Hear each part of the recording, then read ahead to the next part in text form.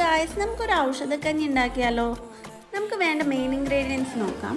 ആദ്യം മുക്കുറ്റി, തുളസി, പിന്നെ തുമ്പ, കീഴാർനെല്ലി, പൂവാങ്കുരുന്നില, ചെറുള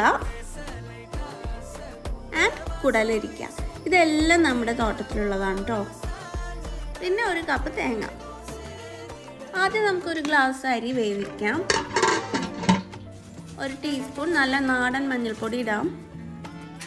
പിന്നെ ആവശ്യത്തിന് ഉപ്പും ചേർക്കാം. നന്നായിട്ട് മിക്സ് ചെയ്തിട്ട് അരച്ച് വയ്ക്കാം. ഇനി ഇലകളെല്ലാം കൂടെ നമുക്ക് ഗ്രൈൻഡ് ചെയ്തിട്ട് അരിച്ചെടുക്കാം. ഈ വെള്ളം യൂസ് ചെയ്തിട്ടാണ് നമ്മളിനി തേങ്ങ അരയ്ക്കുന്നത് കേട്ടോ.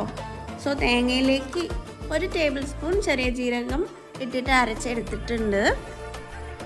ഇനി ഈ മിക്സ്ചർ നമുക്ക് കഞ്ഞിയിൽ ചേർത്തിട്ട് തിളപ്പിച്ചെടുക്കാം. അങ്ങനെ നമ്മുടെ ഹെൽത്തി ആൻഡ് ടേസ്റ്റി ഔഷധക്കഞ്ഞി റെഡി.